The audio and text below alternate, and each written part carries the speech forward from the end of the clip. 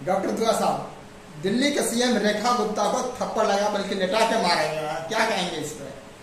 Journalist महोदय, ये बहुत ही शर्म की बात है, बहुत निंदनीय बात है कि एक राज्य के मुख्यमंत्री को कोई थप्पड़ मारे, और वो भी दूसरे राज्य से आकर के। जब उसकी इंक्वायरी हुई, जांच हुई, तो पता चला वो गुजरात का है। फिर कहा गया कि ये रेकी पहले करता रहता था। तो भाई हमारी सिक्योरिटी कहाँ थी? कोई घर का रेकी करेगा, कोई उसके पीछा करेगा, उसके पास जाएगा, माला पहनाएगा, थप्पड़ मारेगा, चप्पल मारेगा, तो ये एक शर्म की बात है। इसका मतलब ये है कि हमारी सिक्योरिटी बेकार है।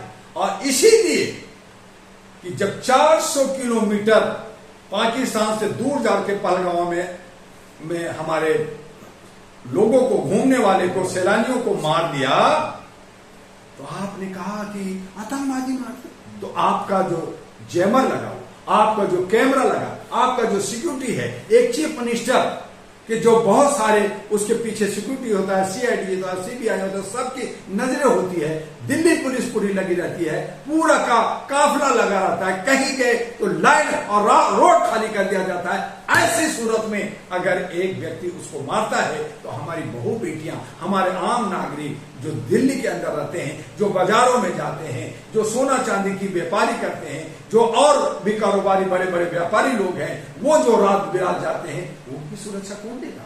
तो सुरक्षा की कमी ये बहुत ही निंदनीय है। देश के लिए जो है शर्म की बात है। हमारे बीजेपी सरकार के लिए सरकार, इस सेक्टर में बीजेपी, दिल्ली में बीजेपी, और हमारे दिल्ली के मुख्यमंत्री को थप्पड़ मारा जाता है। तो ये जो है कानून का और हमारे सुरक्षा का ये मजाक उड़ा रहे हैं, ऐसा नहीं होना चाहिए। और जिन किसी ने भी कहा, उसकी पूरी इंक्वायरी की, इसके पीछे क्या साजिश है, क्या इसमें राजनीतिक साजिश है, क्या ऐसे लोग हैं जिनके जो है झुग्गियां तोड़ दी गई, जिनको आपने गुस्से में बहुत बार होता है कि हमारा घर गया, हमारा नौकरी गया, हम तो मुख्यमंत्री को, हम तो नेताओं को मारेंगे।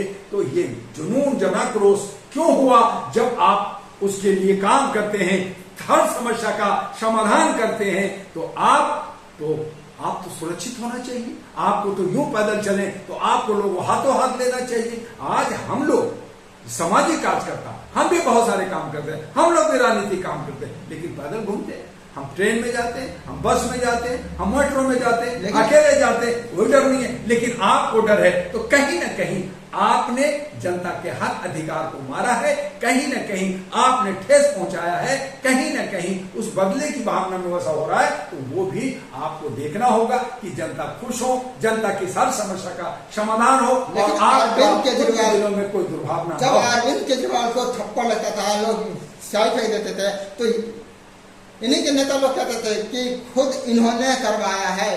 तो देखिए, ब्लेम लगाना एक पार्टी दूसरी पार्टी को, लोग बोलते रहते हैं। केजरीवाल के साथ जो हुआ वो भी गलत था, इनके साथ हो रहा वो भी गलत है। इसकी निंदा होनी चाहिए, इस पे जो है इसकी जांच होनी चाहिए।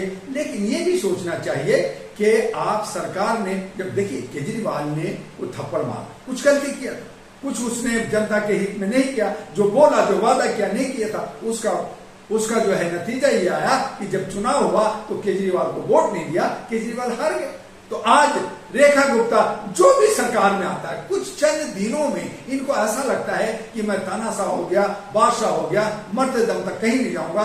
जैसे बीजेपी कह रही है कि मुझे कोई नहीं हरा सकता, मैं 2047 तक राज करूंगा। यही लोकसभा का चुनाव था, मैं 400 पार हो जाऊंगा, फिर वो 240 पे आ गए। उसमें भी अब हंगामा हो रहा है कि भाई आपने वोट चोरी करके हुए, तो क्या पता भाई 240 भी नहीं, आप खाली 40 होते। तो इस तरह का ये जो चलता रहता है राजनीति का, ये गेम होते रहता है। लेकिन इसमें जनता पीसती है, जनता की समस्या का हल नहीं होता।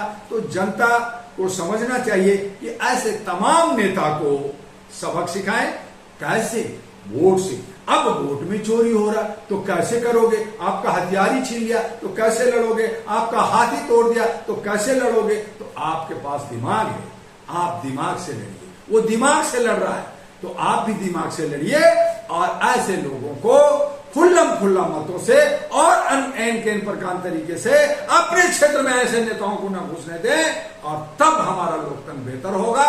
रेखा गुप्ता के साथ जो भी हुआ, मैं उसका निंदा करता हूं, ठीक नहीं है। लेकिन साथ साथ व्यवस्था चुस्त और दुरुस्त हो, सुरक्षा चुस्त और दुरुस्त हो, ये सरकार की जिम्मेदारी है। और उसके साथ साथ जनता भी सुरक्षित हो, वो 24 घंटा बाजार में, मोहल्ले में, स्कूल में, कॉलेज में जा सके, आ सके, लड़कियों के साथ जो होता है व्यवहार वो ना हो। आज जो हरियाणा के अंदर एक लड़की का आग फोड़ता है, उसके मुंह पे तेजाब फेंका जाता है, यही बीजेपी के लीडर फिर कहते हैं इसने अरे आत्महत्या कोई करेगा तो वो गले में फांसी लगा लेगा, या तो नदी में कूद जाएगा, या पहाड़ से कूद जाएगा, अपने चेहरे पे तेजाब या आंखें नहीं फोड़ सकता। तो ये नहीं समझ में आता, क्या लोगों को बेवकूफ बनाते हैं कि हम अपना, अरे एक पिन जब हम अपने शरीर पे चुभोते हैं तो दर्द होता है, आग करते हैं, हम इंजेक्शन नहीं लेते और वो लड़की का दोनों आग तोड़ दिया जाता है, तेजाब फेंक दिया जाता है, रेप होता है। तो ये सब, ये सरकार जो निकम्मी सरकार है, ये चोर सरकार है, ये डाकू सरकार है, ये जो है जो कर रही है ये ठीक नहीं है। इसीलिए डॉक्टर दुआ ने 2015 से लगातार चीख चिल्ला रहा है, भाजपा हटाओ, देश बचाओ, ईवीएम हटाओ, देश बचाओ। अब लोग कह रहे हैं बैलेट लाओ, अरे पुराने पीछे क्यों जा रहे हो भाई, आगे चलो, आगे चलो। हर आदमी आगे जाता है। हमारा जापान 20 साल बाद हमारे बाद आजादी लिया था, आज वो विश्व का विख्यात है। चाइना 2 साल बाद हमारे आजादी के बाद आजाद हुआ था, आज चाइना विश्व का टक्कर दे रहा है और हम पीछे जा रहे।